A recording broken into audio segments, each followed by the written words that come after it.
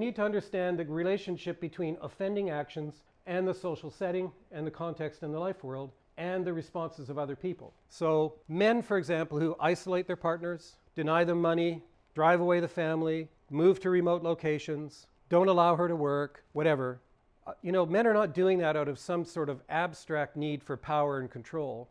The men who do that are doing that strategically because they know that if they're going to continue to dominate and control and violate their partners, they need to prevent other people from helping.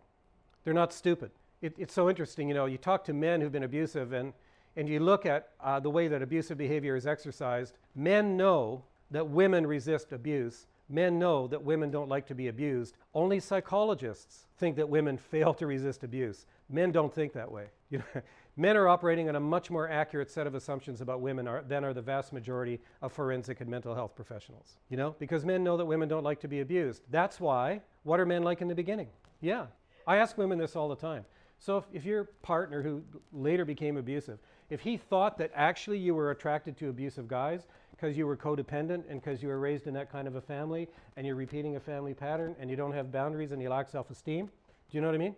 So it's because you're having amygdala hijacks and shit. Like if he really thought that you were prone to being unconsciously attracted to abusive men, then when he met you, he would come up to you and he would say, hey, bitch, what do you say we have a fucking cup of coffee? I'll call you a few nasty names, slap you around a bit, then we'll go to my place and I'll jump your bones. What do you say, you in? Men don't do that very much, do they? That's because men know that women want to be respected.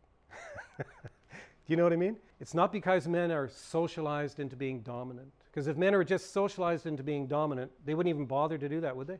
So when you really look at the details, you see there's a lot more intelligence in male behavior and skill and control than is typically acknowledged.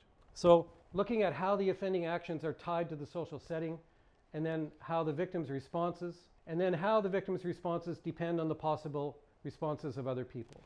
So if you know that, you're abused by your partner, you phone your dad and you say, Dad, Bill beat me up.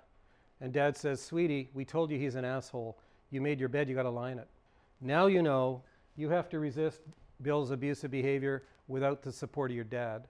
That's a different thing than resisting Bill's behavior with the support of your dad, isn't it? The quality of the social responses you receive from other people is intimately tied in with how you resist. It's in the bedroom. It's not an after-the-fact phenomena. Victims and offenders and their kids are thinking about actual and possible social responses all the time. That's constantly in the mix.